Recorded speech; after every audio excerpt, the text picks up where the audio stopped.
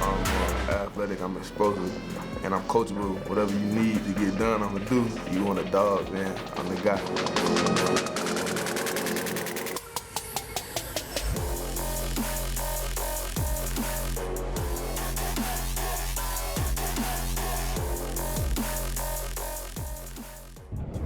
Get an idea of the Cowboys and what they like growing up. You know, you hear the stories about it, but when you actually get here, you already thought it was nice, but then it's a whole lot nicer.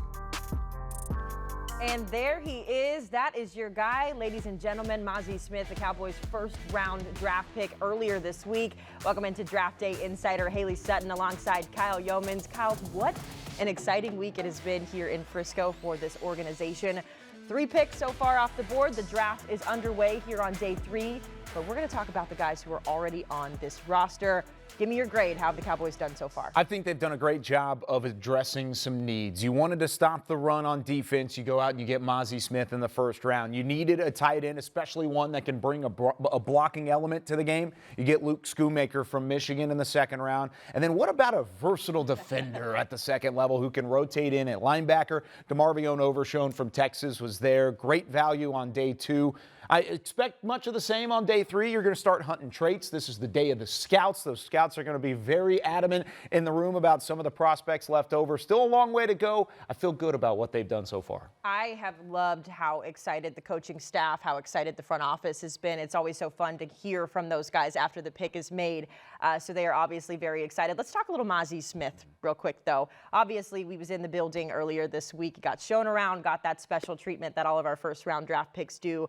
How would you grade him? How is that pick looking for the Cowboys? I think when you talk about a versatile defender, he's not going to fit that mold completely, but there's still ceiling to be had with Mazi Smith for the most part because, yes, there was a run-stuffing ability that he showed on his tape in Michigan, but he never necessarily emerged as a pass rush specialist. But there's parts of his stance that even Dan Quinn and Adam Dirty, the defensive line coach, have been talking about just tweaking a little bit to try and unlock that full potential for Mazi Smith. And if they're able to do that, he might turn into a dangerous player for this defense. Well, he's strong, he's dangerous, and I got to tell you, he's pretty funny, too.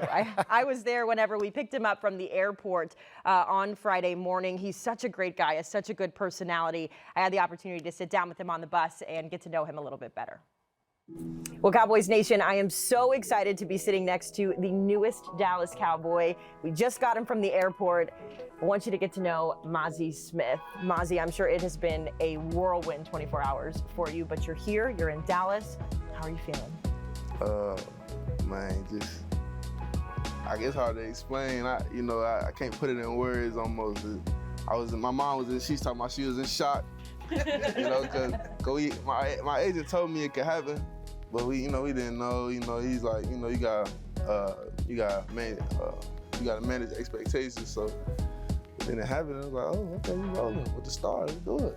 It's all good. You said you wanted to be here in Dallas. Yeah. The Cowboys front office and the coaching staff is excited to have you. How good does it feel to know that you're walking into a franchise that is all about Mazi Smith? It made me want to be off Mazi Smith, all about the franchise, and take care of them the way they taking care of me. So just got to put the work in and make everybody proud. What type of player do the Cowboys get out of you? Dog. Dog. Big one, too. I'm a big one. 325, I heard. Yeah, maybe 330 right now. Big dog, man. Physical guy, point of the contact guy can stop the run, guy that can affect the pass, and a guy that's going to get better every year, and never stop. We've seen some videos on the internet. You're pretty strong, got pretty good movement. But I guess what kind of player are you when it comes to being down in the trenches and really kind of getting the work done on the field? In your face. The way I train, we don't take the easy way out. We gonna run through your face. If you try to run at us, we gonna run through you. We don't. My coach in college, he told me we go through stuff. We don't go around nothing. So but don't be like water. You know what I'm saying? Okay. We go through everything, and so that's kind of the player that I am. That's kind of the way I am, the way I play. And if I could expand that to every part of my game, then I'll be all the better for it. So you're a dog on the field. What kind of guy are you in the locker room? Funny guy, goofy guy. Just be goofing. Just stay to myself, man, mind my business. You know, try and stay low key, just put the work in. You know, let the work speak for you. Are you a prankster? Nah. It's hard for me to come up with stuff. I be looking at people like, why are you lying for? Like, what you lying for? Is there someone you're most looking forward to working with or learning from? Probably Ocean. You know, he just texted me and we chopped it up a little bit and come on, man. You know what I'm saying? Like, come on, man. That whole D-line's pretty cool. Come on, man. Yeah. So you're here in Texas, obviously Cowboys fans super passionate about this organization. If you could give them an opening message, what would you say to them? But I'm happy to be here. This is probably my favorite place I've ever been in my life. I've been in some cool places, and I'm just happy to make it happen for y'all. All right, well, there you have it. Cowboys first-round draft pick, Mazi Smith. Mazi, we're so excited to have you in Dallas. Thank you.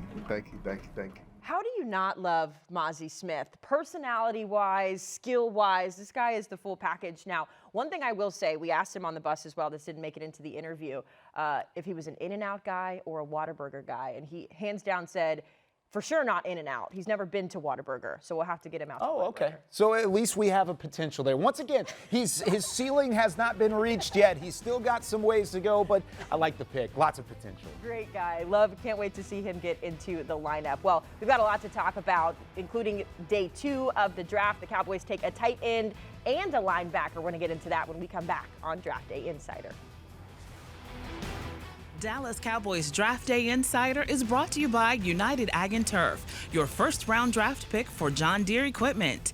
And by Dr. Pepper, the one Cowboys fans deserve.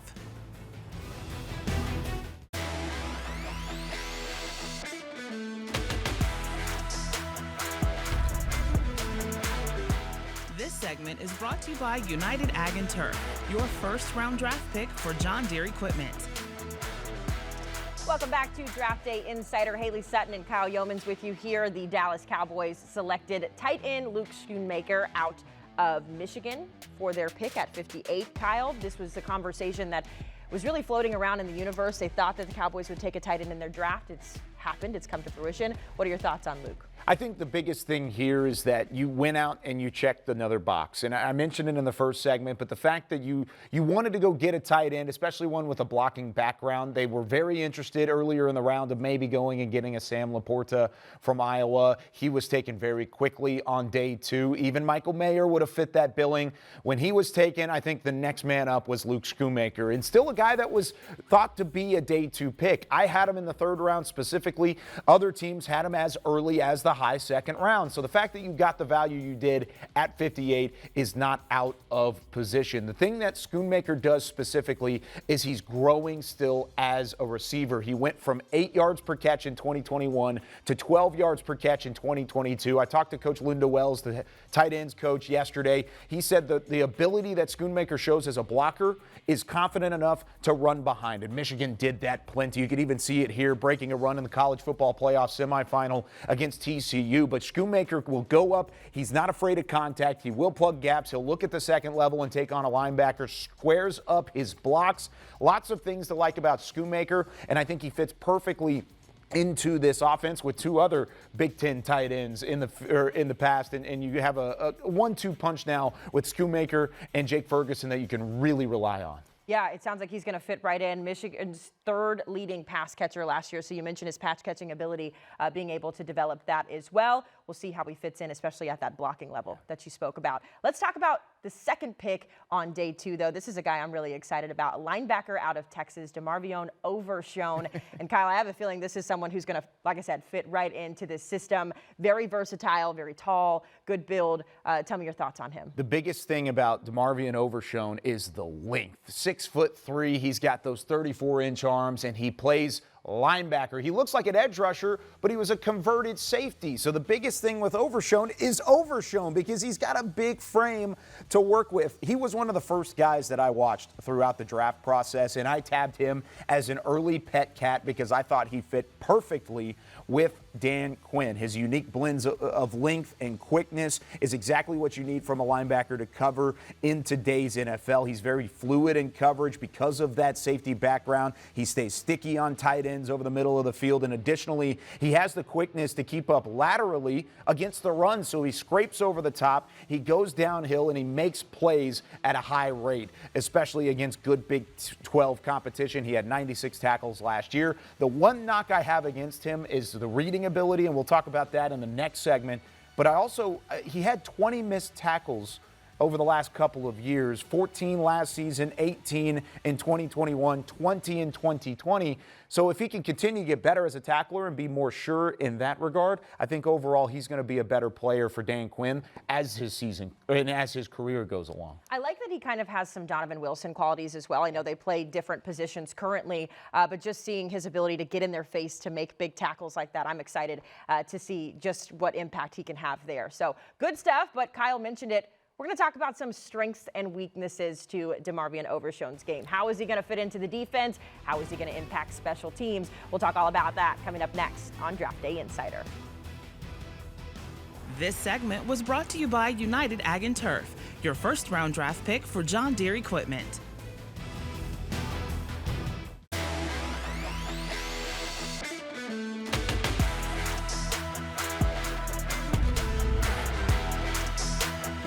That's going to come to the facility and, work for everything. Investing in me is, I take that as, a sign of respect. And I'm going to show you that I should be on the field. I'm going to do everything to help this organization win, whether that's, 15 reps on special teams or starting on defense. I'm going to do whatever it takes to win. And that's why you should come and get me, call my phone on draft day. Well, that is your third-round draft pick for the Dallas Cowboys. Welcome back to Draft Day Insider. Hailey Sutton alongside Kyle Youmans. Kyle, I got to tell you, I'm a sucker for guys with confidence, guys who can come into this organization, already feel like they can make a big impact, and judging from that soundbite, Demarion Overshone is our guy. He has all sorts of confidence, which is interesting because he switched from safety to go play linebacker in the middle of his career at Texas, and it turned into quite the career. He finished with 96 tackles last year, which was a career high, 10 of those for a loss. He played a lot of his snaps right up at the line of scrimmage, but they used him in coverage as well. Lots of confidence, but versatility at the same time. I think it's a good combination for this Dan Quinn defense. Absolutely, and they've talked all this offseason about bringing in a guy that's versatile. This sounds like Overshone's going to be someone who's going to get a lot of reps on special teams, but he might be a guy, too, who could come in and make an impact at that linebacker spot. I think in the rotation, he will certainly see some time because he can do some things that other normal linebackers can't do. Now, this is pretty normal linebacker stuff. Scraping over the top, getting up, plugging a gap, and making a tackle. And then you've got stuff in coverage that he can do. One thing in coverage, he has to be quicker on the reaction. Here, this is just a flat out from Kansas State.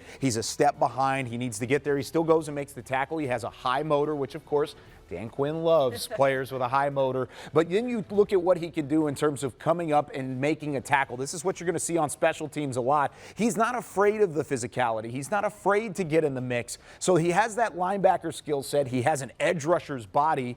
And then he's got the coverage background. I think those three things make him a chess piece for Dan Quinn. I don't think you could really put him, it's kind of like Micah Parsons, but in the opposite way. You'll mark him as a linebacker, but he's really going to play that Jaron Kearse safety sort of deal at times, but then he'll come up, he'll be in the box, and then he'll come up and he'll rush the passer. There's so many different boxes he can check. I think that's why Overshone was the pick, and it was too much value for Dan Quinn in that front office to pass up. Yeah, I loved how excited they got, too, as the pick was coming in the war room. You could see just how excited they are to have him in the building.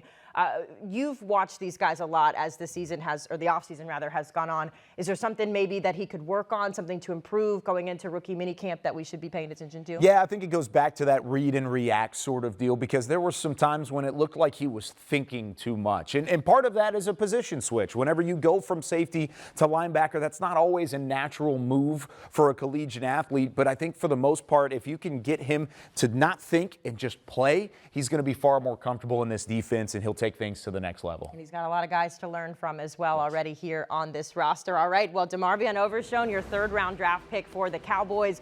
But there's still plenty of picks coming up later this afternoon. When we come back here on Draft Day Insider, let's talk about some guys who could fit on this roster on day 3.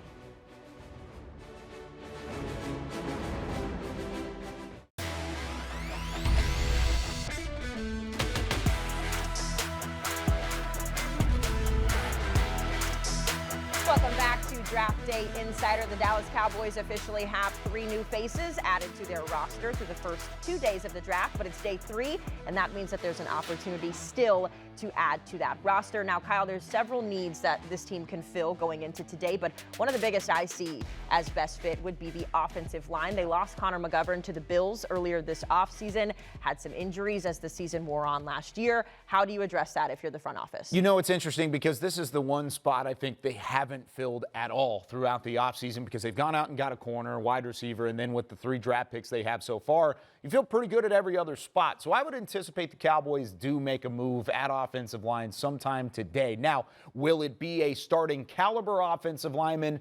That's yet to be seen. It depends on where the picks have come. But you look at the last couple of years, you found Deron Bland last year, Tyler Biadasz a couple years prior. So for the most part, they've had success on day 3 of finding starting caliber talent.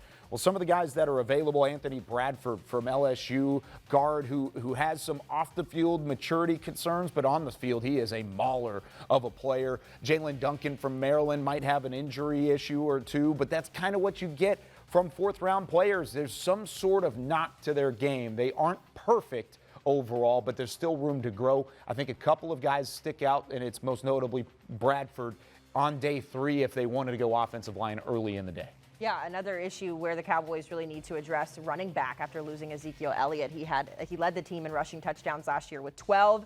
There's still a lot of guys who are there. This is kind of how we anticipated this draft going for the Cowboys in terms of a running back. Guys like Deuce Vaughn still available, but where do you see best fit there? Yeah, I think this is different than offensive line. There are multiple names to look out for at the running back position. You mentioned Deuce Vaughn, who has a connection with Chris Vaughn inside the scouting department. He was phenomenal at Kansas State. I have a 5th-round grade on him, and if he does fall to the 5th, I think there's an opportunity there to go and make a pick of a splash player, somebody that has a big name and had plenty of production throughout his time at the collegiate level. A couple other names to look out for. They brought Chris Rodriguez Jr., the Kentucky running back, in for a 30 visit. He was a Senior Bowl guy. Plenty of looks at him. And then a couple other Senior Bowl guys out of the Big 12. Eric Gray from Oklahoma. I actually had a 3rd-round grade on him. I think he's a phenomenal player. And then Bijan Robinson's backup running back, Roschon Johnson, who had great career at Texas, might have had a better career if he didn't have Bijan in front. But if you want a pass protector to replace Ezekiel Elliott, Roschon Johnson's your guy. He may be on the short list of candidates in this 4th round if he's available at pick 129. Yeah, unfortunate, like you said, that he played behind Bijan. He's an incredible player. Let's talk wide receiver here next, because the Cowboys added Brandon Cooks to bolster that wide receiver room, an area that the team really struggled with last year. Is there a guy you think who can come in and maybe compete for some time, maybe special teams reps? Yeah, that's the biggest thing, is it's all competition from this point, and you're looking for traits too with some of these players. If you're not going to take one in the 4th round or the 5th round, you're going to look later. You have Tyler Scott, who's kind of sticking around, just a speed burner. He's a little undersized for this team, but he had a 4.44 40, so I think overall you feel pretty good about his speed. A.T. Perry, if you want to talk about size and length and possible special teams ability, 6'3", 200 pounds, and he ran a 4.47. So A.T. Perry out of Wake Forest could certainly be on that list. And then if you wanted to take a risk, the risk would be Kayshon Boutte out of LSU, who had phenomenal tape in 2020, 2021. He wasn't great in 2022, but something to look for in day 3. Absolutely. Last thing we'll talk about here before we take our next break, the quarterback spot. I know it's kind of a controversial pick, if you will, being Dak Prescott as the starter, but you got to start thinking longevity. You got to start thinking about, if Cooper Rush is going to be here for a while, who's a guy who can come in and maybe fill that role? Yeah, and who could be that next quarterback up for the Cowboys, not necessarily in terms of the starting ability, but in terms of leading a locker room like Cooper Rush did, because you only have him on a 1-year deal. You don't necessarily have him for the future, but you want a developmental quarterback. Max Duggan fits that mold. They've been rumored to really like Dorian Thompson-Robinson from UCLA, but also look at the names: Aiden O'Connell from Purdue and Clayton Tune from Houston. I like Clayton Tune as a 6th-round pick. Maybe you have to get him in the 5th just because of the value at the quarterback position, but I think overall Tune fits the mold best of what they're looking for. Aiden O'Connell has been a name that I'm hearing kind of floating around, though, in day 3 and as a possibility for the Cowboys at quarterback. You always got to be thinking forward when you look at this draft. Great insight there, Kyle. All right, well, we are going to wrap up our show when we come back talking about something a little special. Should the Cowboys take a kicker in this year's draft? We'll get into that when we return on Draft Day Insider.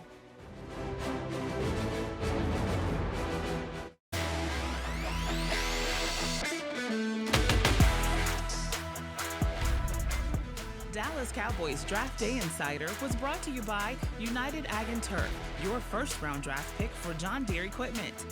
And by Dr. Pepper, the one Cowboys fans deserve. Final few minutes here on Draft Day Insider. Hailey Sutton and Kyle Youmans with you here. Kyle, this is fun, talking about kickers. The Cowboys currently only have Tristan Vizcaino on the roster after not moving forward with Brett Maher. He had a shaky end to the season there in the playoffs.